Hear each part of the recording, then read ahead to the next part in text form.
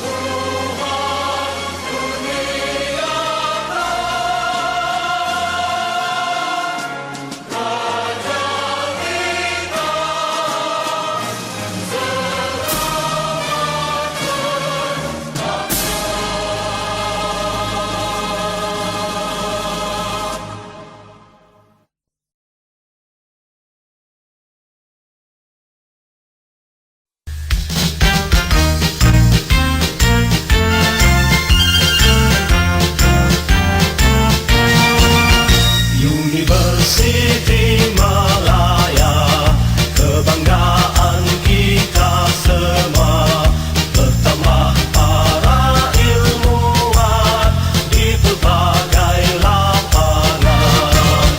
Kami bertekad di hati mencapai cita murni, tradisi kecemerlangan menepati di sini kami sedia berbakti, terus berinovasi.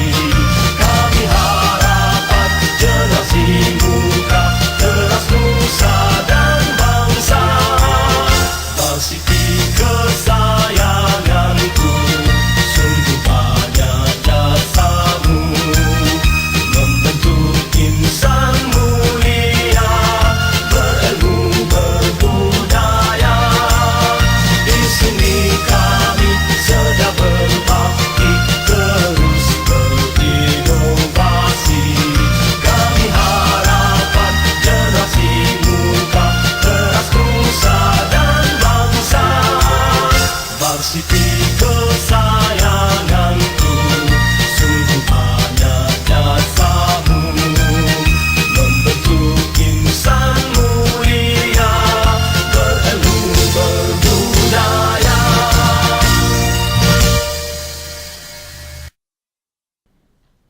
First of all, a very good afternoon to Professor Dr. Zanaria binti Abdullah, Dean of Faculty of Science, Professor Dr. Zulqarnain Mohamed, Datuk-Datuk, Datin-Datin, distinguished guests, management of the Faculty of Science, University of Malaya, ladies and gentlemen.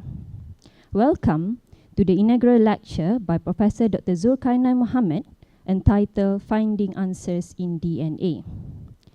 Without further delay, I would like to invite the chairman for today's inaugural lecture, Professor Dr. Zanaria binti Abdullah, Dean of Faculty of Science, to chair today's lecture. Professor Dr. Zanaria.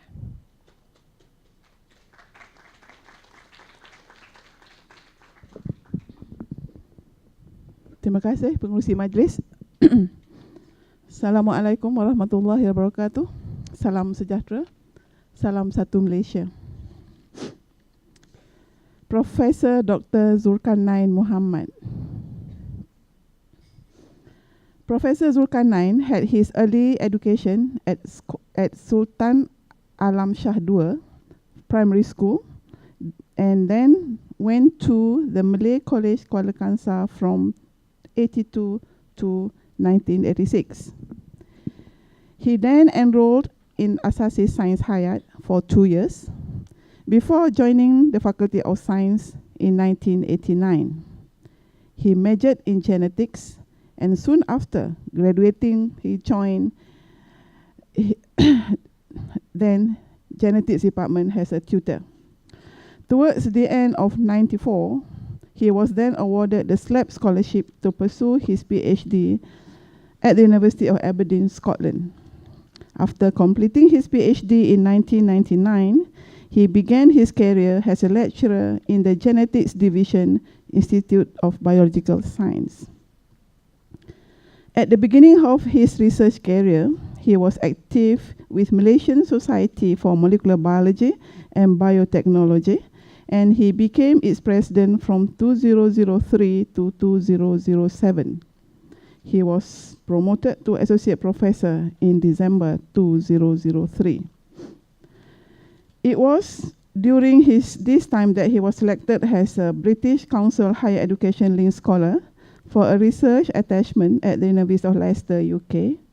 He was represented the country in an international roundtable seminar on ethics in medical genetics, which was held in Republic of Azerbaijan, which was fully funded by ISESCO, that is Islamic Educational, Scientific and Cultural Organization. He was twice co-recipient of Torres Science Foundation grant in the year 2003 and 2007. He was then also a recipient of Magna Cancer Grant Research Award in 2007. He was then promoted to full professor in the year of 2011. In terms of administration, he likes to be close to students' activities and development that he became a college fellow in 2001 at the 8th College. He was then appointed as college master in the same college in 2007, then moved to become master of 12th College from 2014 to 2016. While in the college system, he presented a paper to management to form the college consortium and became the chairman of the consortium from 2004 until March this year. Apart from college, he was made the deputy director of IPPP from 2009 to 2012, where he was directly involved in the grant monitoring and was partly responsible why grants get frozen if reports are not submitted. And then we know why I was not. He was also directly involved in the creation of career tracks and amended SAPT. He is currently the director of Sports Center. Other than his official duties, he participates in staff interzone games in tennis, volleyball, and football. He had represented university in volleyball for inter-varsity games in 2001 and squash in 2002. To his surprise, he was asked to play volleyball again this year, after 15 years after his debut, and he is sure that it must have something to do with the fact that he is currently pengarah Pusat Sukan. Okay, without further ado, I would like to call upon Professor Zulqarnain Mohamed to give his inaugural lecture entitled Finding Answers in DNA. Prof. Zul.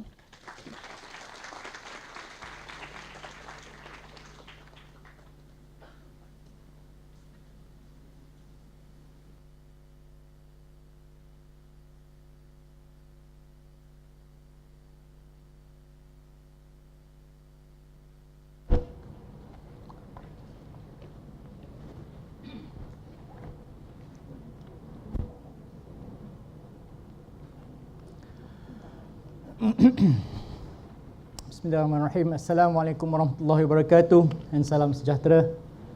I actually intended to give this lecture in Malay, but I see that we have international guests. Thank you for coming. Bear with me. Some of the parts of the lecture will be very, very basic for the benefit of the curious. And then later on, I will explain more on the works that I've done so far. It is meant, I take this lecture as a platform to tell you what I've done so far and where I'm going after this. So finding answers in DNA. I told them I cannot really stay here. I normally just move. So I don't know whether I'm going to be out of camera or.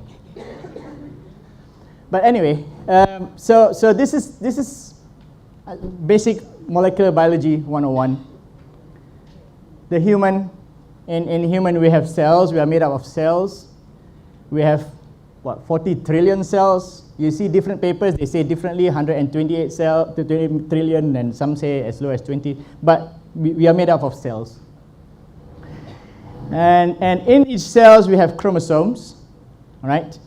And these chromosomes are actually a long piece of information that intertwined, that if you unwind it, there goes your DNA. And this DNA is actually a chain of bases or sequences which can be read. You can read it. There are only 4 alphabets, like the English, or our normal, we have 26 alphabets, but this one is just made of 4 alphabets. You've got the A's, the T's, and G's, and C's, right? Now, I like to equate the information inside DNA as in a book.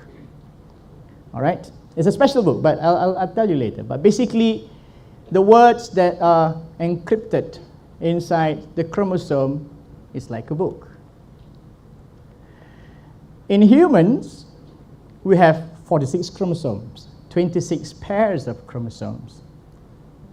So if one chromosome can be equated to one book, that means for each of us humans, we have 26 pairs of chromosomes. Sorry, 23 pairs of chromosomes. I'll pull my professor back away. 23 pairs, sorry. Yeah, okay. So yeah, now this is enhanced colored. That means there is a way that you can actually color. If the normal, if you look at the chromosomes in the normal setting, it's quite boring, right? So they found a way to color enhance it, so you can actually see the different chromosomes. So I've tried as much as I can to follow. So these are the chromosome 1, chromosome 2, chromosome 3. So each of them are actually a book, right? So way back in the, this is just the introduction, nothing to do with my work. But way back in the late 80s or early 90s, oh yeah, the lights. Nak saya tutup? Tak boleh. Okay, thank you. I always lecture here, so I know where the switches are. All right, so basically, way back in late 80s and early 90s, the NIH, National Institute of Health, or the world, so to speak, right, decided that they wanted to do what they call as the Human Genome Project. So basically, they want to read the book. They want to be able to decipher every letter inside the book, all 23 pairs of books. They want to see it because they want to understand it. So, in terms of the amount of data we're talking about, right? We're talking about haploid human genome, haploid a single, because I said 23 pairs, right? So if you just take one of each, so you have like 23 chromosomes or books, and you read every letter in it, you will come up with about 3.1 billion letters. And how much is 3.1 billion letters? You know the A4 paper, one ream of paper, so you want to type a normal font 12 paper, it will take you about 15 reams. 15 reams of information is stored in your tiny little cell. Okay? So reading it is a task. So at that time, when they said they want to do the Human Genome Project, they allotted a time of about 15 years. right? 1990 to they target about 2005. But with progress and so on, they said, you know, they officially say it is finished, completed by somewhere around 2003. So you have read it. So that means if you go to the database now and you look for sequences human, then you can actually read it yourself if you want. At the same time, they also did this reading of other organisms. So just for comparison, just if you want, just to keep things in perspective. So the E. coli has got about 4.6 million. Right, here's the human. You've got 3.1 million. 3,100. Yeah, 3,000 million. So 3 billion. 3,100 million. So this is the yeast. The yeast has got about 12 million. This is the house mouse, 2,700. This is the fruit fly. You know, if you leave your banana in the kitchen, then you get all these flies flying about. So these are the fruit flies. And then you've got this house fly, which is 900. So basically, sometimes sometimes there's no direct correlation. It doesn't mean that the organism is huge. For example, like the whale, for example, you have such a lot of DNA, right? But because you see, the onion, the humble onion has got 17,000 million, yeah? But most of them because they are repeated, and never mind. So yeah, basically that's what they do. They read. And you'll soon find out that that's what I do as well. I just read and read and read. Reading the genome, well, the genome is the name for this. This whole 23 pairs of books, the entire sequence is called a genome. All right? It's called a genome. And, well, understanding it is another story. Why do I say that? Now, this is just an example. Don't squint your eyes to read it or anything. No, there's nothing important here. But I just want to see what a typical book look like. You know, you've got your contents. If you have a large textbook, you have a contents. So you know where things are. And of course, at the beginning of the chapter, you see the name of the chapter. This is a book on Welcome to Lift. It's not the lift. It's actually a software for, can't remember what now, but yeah. So it has sections, and you have paragraphs, and then you have letters. So you can read it. And within the letters, you've got spaces and so on. So it's fine, right? But what if you don't have all that? What if everything is just letters all the way? And indeed, this is how the human genome is written. It's written like this, right? Letters, letters and letters and more letters. For humans, 15 reams of it. And from there, you're expected to scrutinize many different ways to approach it. Either you actually try to read it and compare with. I mean, it's like when you're trying to discover an ancient, like hieroglyphs or anything, and then you try to see what's understood. Different language. It's the same thing here. So the reason why reading the genome of the humans is also done in concurrent with reading the mouse, the flies, and so on, is so that you can actually compare and then start understanding, because they are much smaller. Like bacteria has only about 4.6 million. You can finish it earlier. All right, so you want to read it, and then you want to try and understand it. And hopefully, when you read all these pages, you'll be able to sectionize. Oh, that part is actually tells you about what the eye color is. Or the other part tells you whether you're going to grow hair or you're going to lose them. No offense to anybody. Maybe it's a bad example, but sorry. What color of your hair? Maybe. All right. So that part maybe is different, something else. All right. So this is an ongoing process. And I can tell you, while the human genome has completely sequenced, there are still gaps, but they say completely sequenced in 2003, 2017, well, there's still a lot to be learned. There's still a lot that needs to. But of course, the knowledge now is actually tremendous. There's loads and loads and loads and information overload. All right? So you want to be able to do this. You read, and then you say, okay, this is a chapter, this is the section, and on and on and on. So, trying to say what the book is. And you have to do this for every book so that you understand, right? This is an example. One chromosome, one book, the X chromosome, where they've actually discovered that the section up there is responsible. It's like this, when you have a book, when you find something and you just put tabs, it's like marking. Right, so you mark it there. Okay, this is the area for ichthyosis. Ichthyosis is like, a premature death where it actually looks like a fish, kind of. It has big eyes, babies, so it's a deformity. Ocular albinism, Duchenne muscular dystrophy. I'm sure you're familiar with, well, some of you may have heard of it, DMD. Retinitis pigmentosa, the night blindness. You cannot see in the dark. Right? If you can't, it's actually a disorder, and sometimes some of the type is actually progressive. That means you get worse and worse and worse. So you better get it checked. So this is mapping, and this is what they do with the genome for every book. All right. So just to sum it all up, so from humans you get cells, in the sense you understand the chromosomes, and then from the chromosomes you've got the DNA, and then the DNA you read, and then you try and understand, and that's the works of it. And that's basically what I do. Maybe not entirely in such a big effort to, in a big scale, but in a rather smaller scale. If people in the world looks at books and so on, I actually look at the chapters and try to define the smallest, within the capacity of my laboratory. So we do smaller versions of it, right? But we do contribute to the gene bank.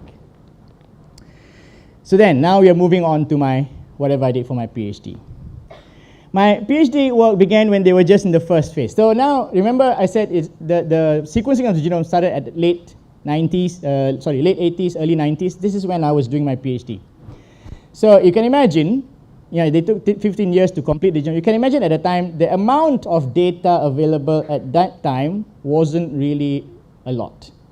Right? It has already started, but wasn't a lot. So I was trying to compete, but in the end I gave up because we were competing with multi laboratory networks. I was just alone in Aberdeen at that time, trying to figure things out. So I've been given this is a family. This is how we draw families in genetics. All right, the squares are males, the circles are females. So this guy got married to that girl, and they got 1, 2 direct descendants are the children. Right, so these are the 1, 2, 3, 4, 5, 6, 7 children, and then he later got married, and they got 3 children, and so on.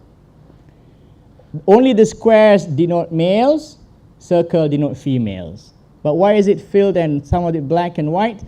Nothing to do with race, but it's not racist here. It's just to denote that the black has got the phenotype. Whether it's actually a sickness or whether any hereditary disease or even just a characteristic, so that person has it. All right. So this person, this dad, the granddad actually passed the phenotype. In this case, we were talking about retinitis pigmentosa. I mentioned the retinitis pigmentosa is about night blindness. So he passed it to that the first son, second daughter, third daughter, and second son. But the remaining 3 daughters escaped. And then the son later on passed it to the granddaughter. All right, so my job is to find out where is this problem. In the whole 23 pairs of books, I'm supposed to find out where. In that 3 billion, I'm trying to find out where is the problem really. So we did what we call as linkage studies. Okay? Not really easy. This is a bit technical, but you may not catch it, but it doesn't matter. Let's say, for example, each book can be labeled. Let's say you've got the blue book and the red book. Okay? You want to see what we call as correlation. It's like this. You correlate milk with stomachache, for example. Why? Because you drink teh, you drink what's teh in English? Black tea. Okay, all right. Sorry. You drink black tea, it's fine, but if you put milk, then you get stomachache or stomach upset. So there's correlation between the presence of milk and whatever you're feeling. So it's the same thing here. So you want to see, you've got the blue book, you've got the disease, you've got the dark blue, got the disease, but this person has got the dark blue but do not have the disease. Similarly, this person has got the light blue and not the disease, and this person has got the light blue but there is the disease. So that means there's no correlation. All right? But if we look at the red book, the red one, everyone that receives the red, darker red book gets the disease. But the one that gets the lighter does not get the disease. So you actually try to follow, and you actually need a lot of big families before you can actually, because when we do all this, you do statistical analysis. So for this kind of family, it's not very easy to get. You need further family members and so on, which is one of the reasons why I had problems trying to do my work here. Anyway, so in this case, there is a chance that whatever gene I got, whatever factor, whatever problem is actually located on the red book, red chromosome. It took me 3 years, 2 years and a bit, to do the mapping, just to see which correlates. And funnily enough, finally, I got it to chromosome number 7. This is called linkage, and I got a paper out of it. But I didn't find the gene.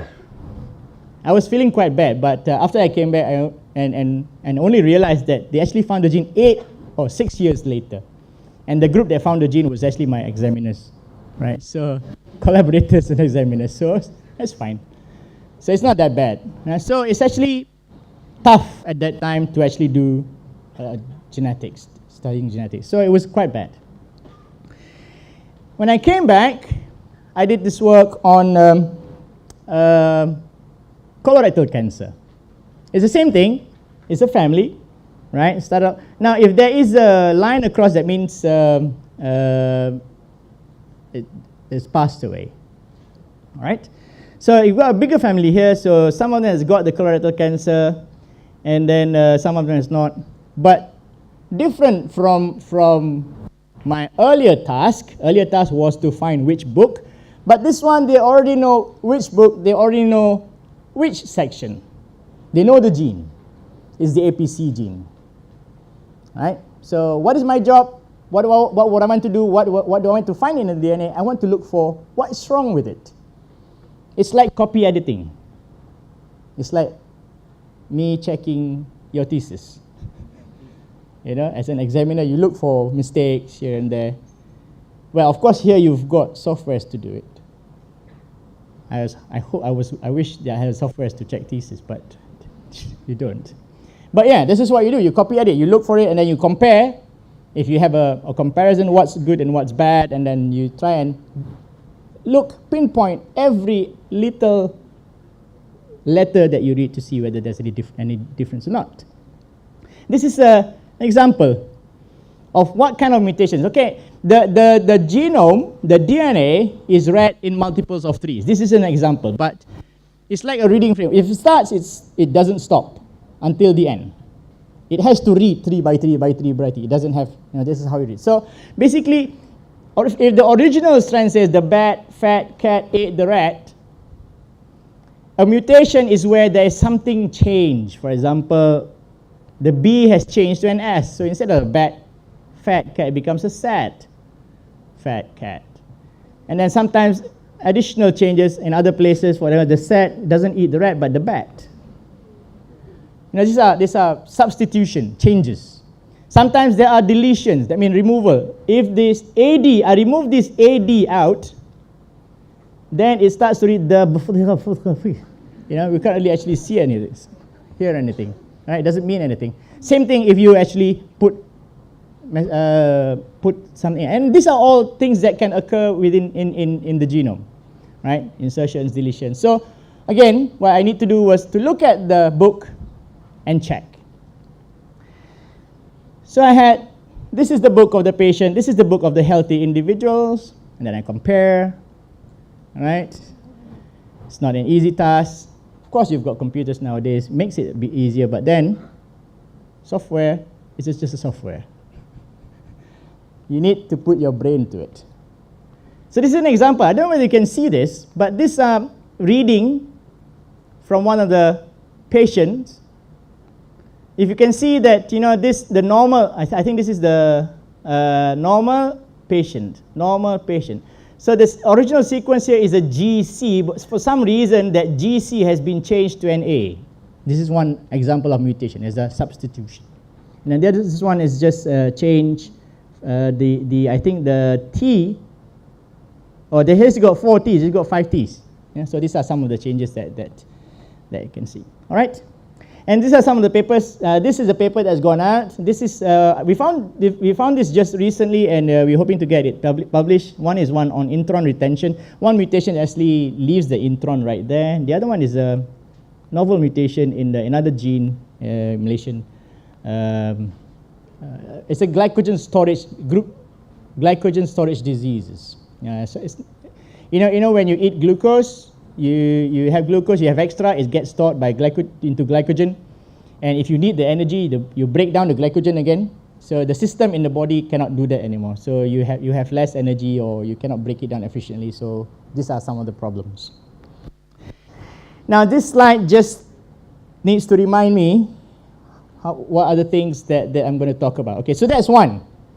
Now, as I mentioned earlier, I don't know whether you were paying attention, but I said when I came back, it was difficult for me to start my work on human genetics. Why? Because the focus of a lot of the research is not on the medics. They prefer to look at emerging diseases, infectious diseases. You've got HIV, SARS, mad cows, all these infectious diseases. They took precedence, or they took they were more important compared to genetic study. But one of the most difficult questions that I had to answer was, if I give you lots of money and to investigate a genetic disease, will you be able to cure it? Of course we can't cure it. Not now anyway. Right? But it is about understanding the disorder, and then when you know what's wrong with it, it's like diabetes. When you know you have it, then you can control your diet, for example. So you need to know what's wrong. So at that time, it was very difficult for me to pursue genetic studies. But of course, as a lecturer, as an academic, you need to publish. The word is publish or perish. You need to do research. So I went to look around and see what can I do with my little knowledge that I have. So one of the first is cloning. Well, this is the work. You see, I mentioned that, bacteria have their own book, and humans have their own book, language, and so on, right? What cloning does is I take part of a section in the human and put it into bacteria and see whether the bacteria can read and use the information. This is how they produce insulin. Right? Insulin produced commercially is when they actually take the gene and put it inside a bacteria and get the bacteria to produce it for you. So that's what. So we did that initially. Some of the work. One is expressing erythropoietin. Erythropoietin is protein that promotes red blood cell formation. Another one is adiponectin. It's important for metabolism of, can't remember, glucose, was it? Never mind. All right, so we did a little bit of cloning, all right, and then produced things. And we did not use the bacterial system, but in fact we used the yeast system. If I would go into it, but it was a little bit boring, so I'll just skip it. But basically I started off doing some cloning work. This is not goat, obviously, I know. I couldn't find a nice picture on goats. So I have to use cows, I'm sorry. I'm not testing your child, I'm not insulting your intelligence, no. No, there was a picture on goats, but they're not very clear, so I had to use it. So Prof. Ramli and Prof. Wan Khadijah was doing in vitro maturation. That means they took they did in vitro fertilization, and then they got the embryos. So here you can see you can put it back inside the host. But one of the things they wanted to know is whether you, because it depends on what they want. If you want dairy, so you prefer females. If you want meat, for example, you prefer males. So they want to see whether can you actually know the sex of the embryo, right? And then determine before you implant it, right? Well, of course, when I ask, that means I can. Yeah, we can. What we did was, at this stage, you know, as the cells were dividing at 8 cell stage, I think, if I can't remember, sorry, Alice is here. She's the one who did the work. And she just mentioned that she's just been promoted to associate professor, right? Congratulations to her. Now, it says, you know, at the 8 cell stage, they are able to take one cell out, a single cell, and this one you're allowed to develop. That particular cell, you check for whether it contains, you know how sexes are determined, the XY, the XX and XY, right? So you check, determine using your analysis whether you have an XX or XY. So from there, you know whether the developing embryo is going to be a male or female. So we didn't actually go right to the embryo, but we actually we did a proof of point where you can actually do it and then do it on blood. So here's the paper, PCR-based sex determination method for possible application caprine gender selection. So we did that. So and one of the work that I was quite happy to mention, because she did this work is actually during her undergraduate, and we actually managed to publish it. This is one undergraduate project that actually went well, and we managed to publish it. Right? Okay, this is a bit interesting, but I have to warn you, it's not for the weak. All right, some gruesome photos are coming. This thing is really hot.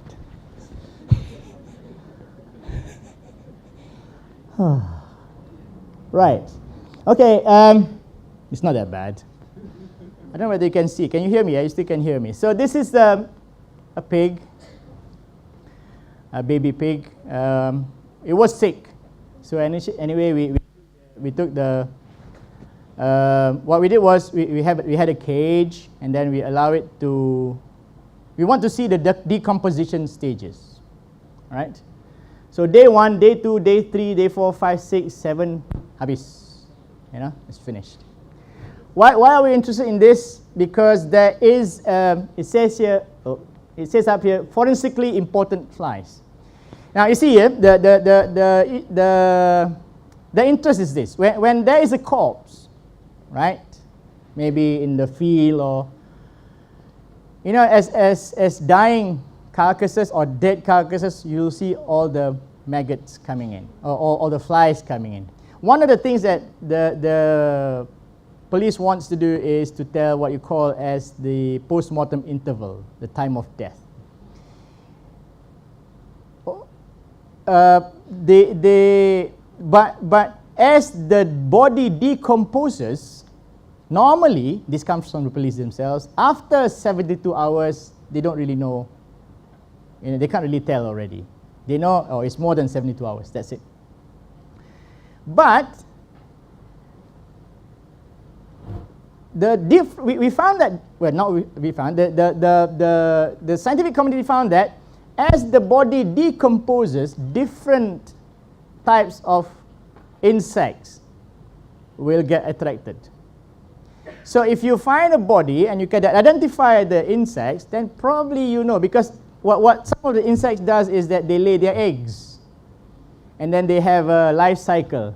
So if you find a maggot of this particular species, you know that, you know, the species takes about like 3 or 4 days to develop, and you can work back on, and then you can estimate, and you know that this flies comes after 2 days, so you can estimate the time of death by looking at the different types of insects. Now, there's some, if you want, you can Google or YouTube what they call as the human body farm. You've got this in University of Tennessee, and I think they just opened one in Australia, where they actually have an area where corpses get donated. They just leave it, and then they try to simulate criminal examples, criminal cases. For example, there's some that's wrapped in a carpet, And there's some that has been buried in soil. Yeah, so this kind of things, and then they study. So there's actually a body farm that they look at the not just the insects, all the processes that's involved in decomposition. And then so they have this. So this is a body. You know, this is a maggot hill. They can actually see. So this is in a cage. Why you have a cage? This is why we have a cage, because initially when we did the work, the carcass was on the grass on the ground. But early the next morning there was a biawak, you know, the monitor lizard, who came and thought there was a free breakfast. So, but luckily we had two. So then I say, okay, why don't we compare an intact and then the one that's got holes in it and so on. So yeah, we did compare some, turning problems into opportunities. So yeah, so these are the human body and so we don't have this here, but so this is why we started off this project, looking at the insects. Now here is this decomposition stage where you have fresh day 1, bloated, decay, day 9, and then these are now we are specifically looking at flies. There are many different insects that comes, but we are specifically looking at just the flies. So you have the Calliphoridae, Sarcophagidae, these are the different types, and then a predominant at day 1 to 3. And so this is what we call a succession, right? Succession, fly succession. Here comes the problem. Now, identifying these Calliphorids is no problem, because some of them are blue, well, I say no problem. Actually, my student says it's no problem. If you ask me, I still have a problem, right? I don't understand. But basically, you can identify morphologically. That means you can just look at the wings, you can look at the eyes. Sometimes they have big eyes, big heads. Megaceph has got big heads. Pinguis is bluish color. You can tell. But when it comes to this, well, to my eye and to a lot of entomologists who don't know this, they say it's the same, right? But later we were told these are 4 different species from the same genus. Biologists, you should know this, you know, species. And here, you actually have differences between different genus, different genera. They still look the same, okay? So morphologically, if you just switch one or the other, I cannot identify anymore. So that's a problem, right? So what do I do? So how do we do it? Well, as I said, what we do is we just look at the DNA. I'm quite surprised why I have durians. But basically, I can't tell one durian from another as well. Musang King. This is what? Mountain cat? Sleeping mountain cat or something. Have you heard of that one? Yeah. But basically, they say it's got this star. But both have got stars, and you know, so I think I always get duped by the sellers. But never mind. As long as it tastes good, it's okay. But basically, you look for differences.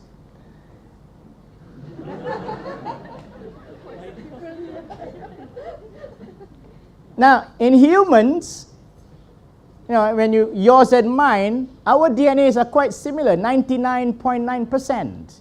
Well, some say 99.5%. We are quite similar. And yet you have very different way of thinking and so on. But never mind. But if you look at the DNA, so can you tell the difference between the flies that I have just now? But then again, this is 99.9%. We're talking about 3.1 billion. The 0.1% is still about 310 million differences. So there's still a lot of differences to look at. So yes, it's doable. So again, now I didn't actually look at the whole book and so on, but we select, based on published literatures, we select certain regions that we think would actually tell us the best results. And we also collaborated with this guy, Hiromu Kurahashi, Dr. Kurahashi. He's very interested. I actually mentioned somewhere in the book. He was 60 at the time, and I asked him, you know, how long have you done this? He says 50 years. So he's been doing it since he was like 10 years old. And when my student went to visit, his address was International Laboratory of Dipterology or something, which is actually his house. So his house has actually got all this samples. So he's a very nice man and very knowledgeable, and he names a lot of this because he's at that level that he can actually name species. So working with him, so we got it out, and then we look at differences. So basically, yeah, looking at all this amount of data. Well, my student did that, not me. So species one, we look at the different. So like just an example here, right? So let's say these 3 different species. Okay, this one doesn't have the green bit, or this one, and then this one has got this bigger blue region. So this is what we're looking at. We're looking at subtle differences that to tell, and then we use that as an indicator. Or if you see this, that means it's that species. If you see this, it's that species. So it was successful.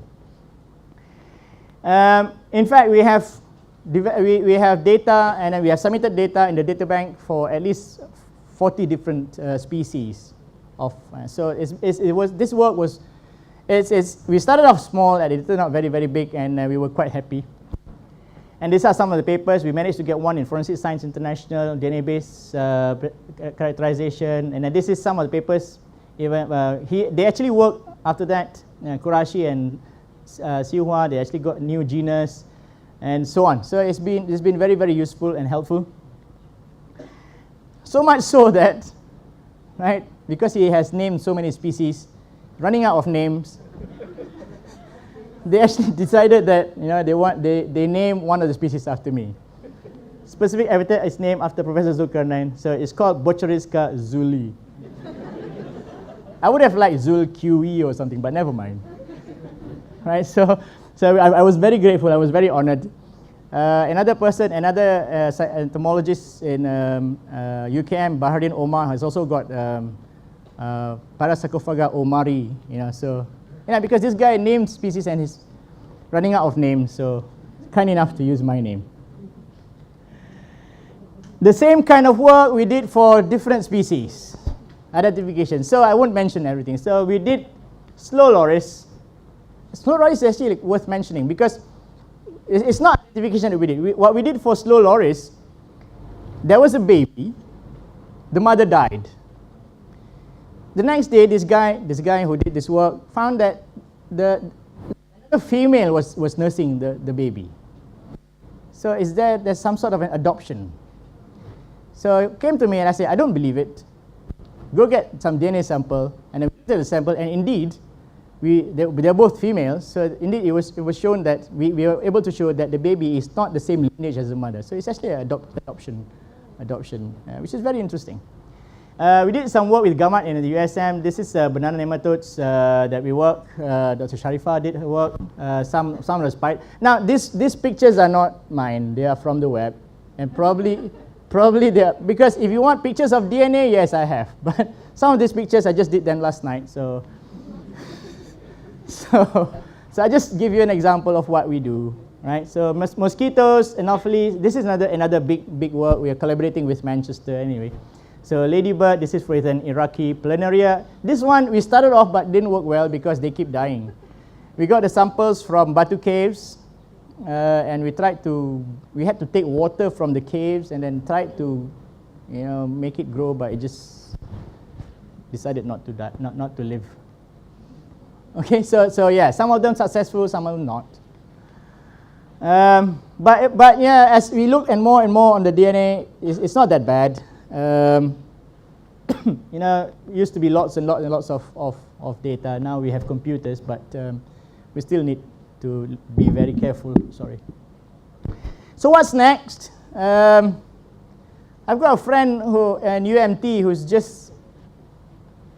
who's doing work on Irrawaddy dolphins. These dolphins you can get in the East Coast, but he actually looking at Borneo Bay, and it just so happens that his geneticist has just quit the job. So he called me up and said, would you like to be interested in us? Of course. Because the prospect of going out and field work probably sometime in October, so we'll probably get to do some Irrawaddy dolphins, right, in the future. Same thing, get the DNA, read DNA, look at differences, same old boring stuff. And now that I am in sports, to my colleagues up there. I'm trying to get them interested, trying to sell this idea, because you see, this is an article in Sports Illustrated in 2010. Wait, they've already done this 7 years ago, looking at genes that determines whether you are a fast runner or you are endurance based, or you are high, you process your VO2 max. These are all done way back in 2010. And right now, our country has top level athletes. We are no longer just competing. We are now, our presence should be felt. We have our divers, we have our cyclists, our shuttlers winning. So yes, we have the ISN, the Institute Science Negara, who does the science, but basically their work, as I spoke to them, is more on not research, it's more on a service. So based on that, I've actually, we're signing an MOU with BAM. They're paying us money so that we can do some services as well, and hopefully we can do some research on that. We have signed an agreement with SRAM. SRAM is Squash Rackets Association. So this is what's happening at the moment. So hopefully with all these people in, I'll get some interest going on at the sports and looking at genetics. Which means if that goes on, then probably I won't come back. I'm just kidding.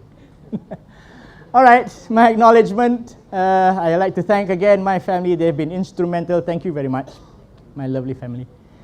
All of my collaborators, I can't really name all of you, but you know who you are, and I'm forever indebted. Prof. Yasmin, I remember coming back and hogging on your lab and your chemicals, when I first came back. Thank you very much. I remember that.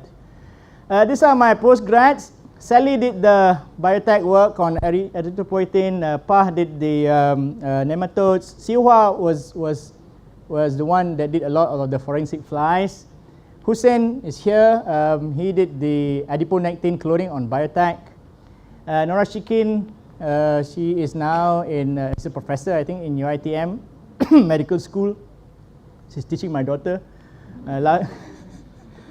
Lau Yilin is a lecturer in medical faculty. Fatima and Nadia did work on chalcone synthase. It's a work that looks at pathways, but because I'm not very familiar with that, I haven't mentioned that. I haven't given them enough credit, but basically it's quite good work. Farnas did some work on growth hormones, cloning of the growth hormones, and see its effect on the reproductive system. This is Zulhelmi working with Prof. Norma on spiders.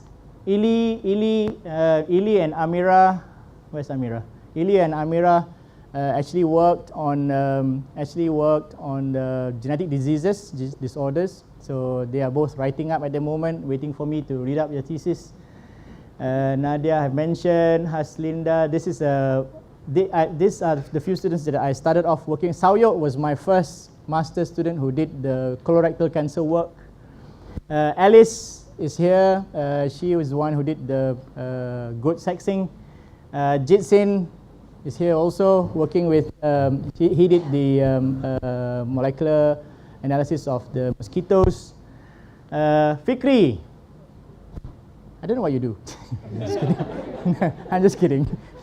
He's actually Dr. Fikri now. He did work on he helps out in various work. He was, what did you do? Oh yes.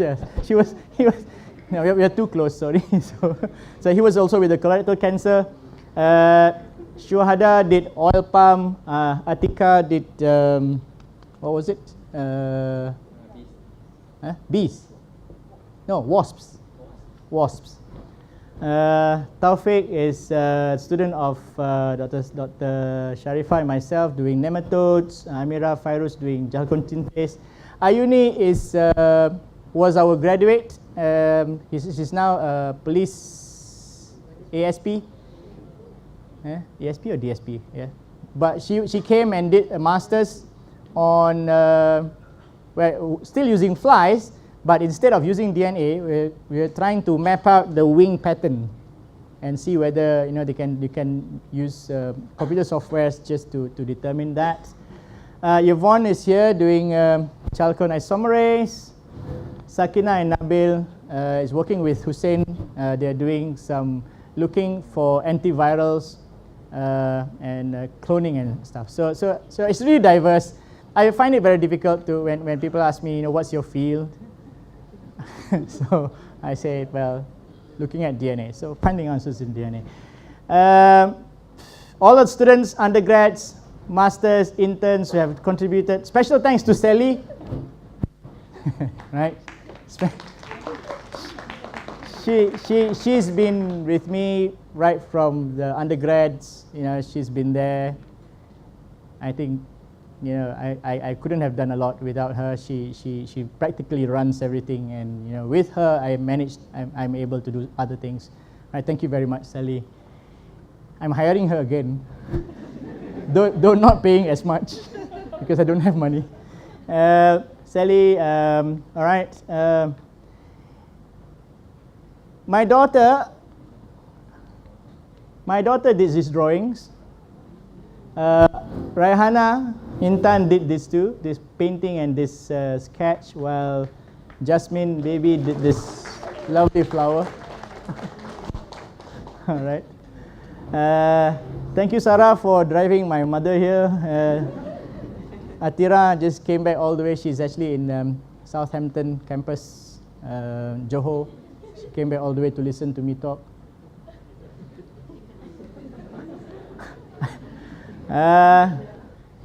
Broji, you actually read. Thank you very much. Thank you for the tennis lessons, funding bodies. Actually, I thank all of you. All right, thank you all, and thank you very much for listening.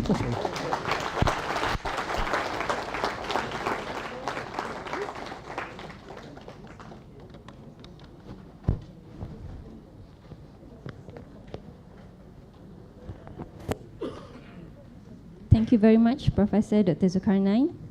Ladies and gentlemen, I would like to call upon Professor Dr. Zanara binti Abdullah, Dean of Faculty of Science, to summarize and conclude today's lecture, which has been delivered by Professor Zulqarnain just a while ago.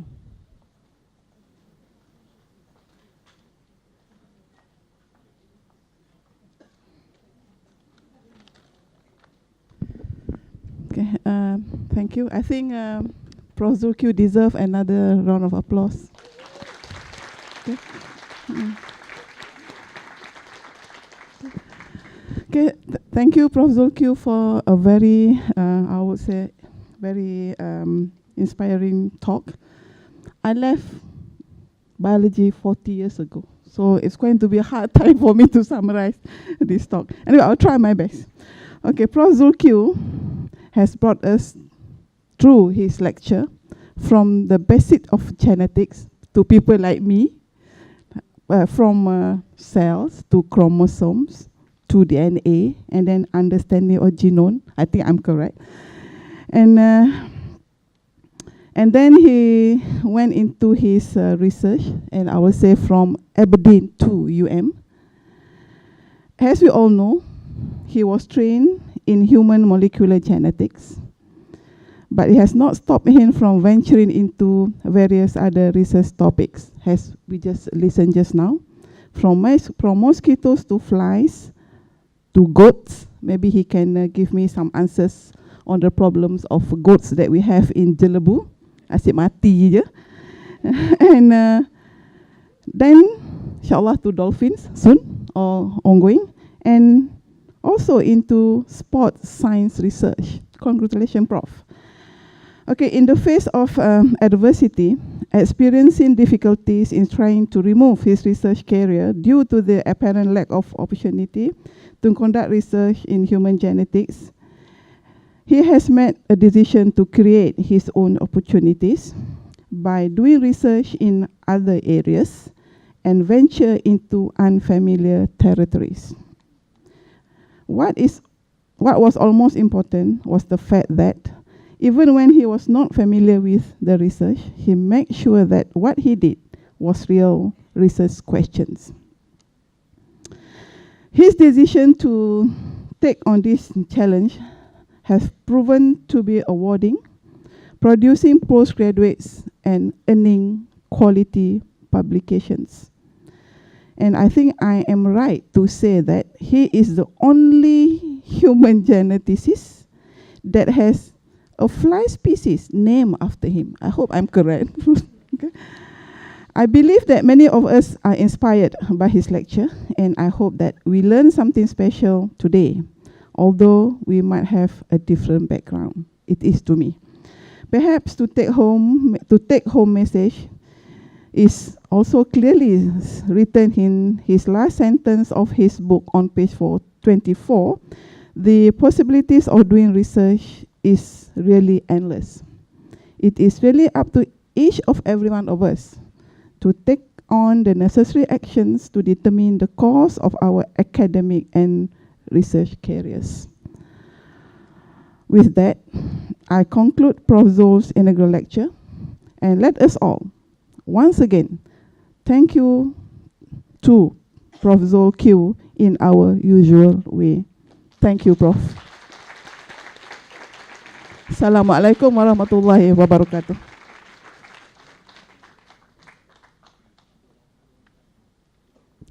Thank you very much, Prof. Zanaria, for sharing this lecture. Before we end today's inaugural lecture, it is my pleasure again to invite Professor Dr. Zulqarnain Mohamed to receive a small gesture of appreciation from his family and friends.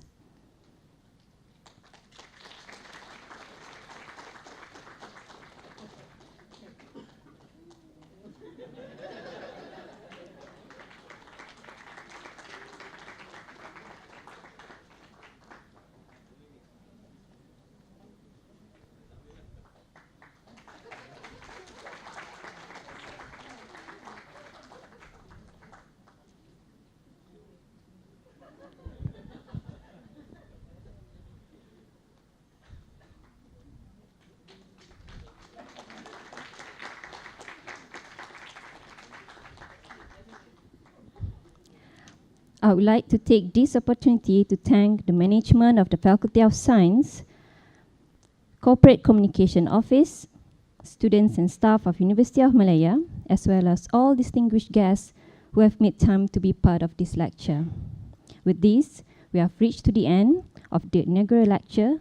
On behalf of University of Malaya, I would like to express our gratitude and also apologize if there had been any shortcomings from our side in organizing this lecture. We would like to invite all distinguished guests to have some light refreshment just outside this auditorium. Ladies and gentlemen, once again, our deepest gratitude and have a pleasant evening. Thank you.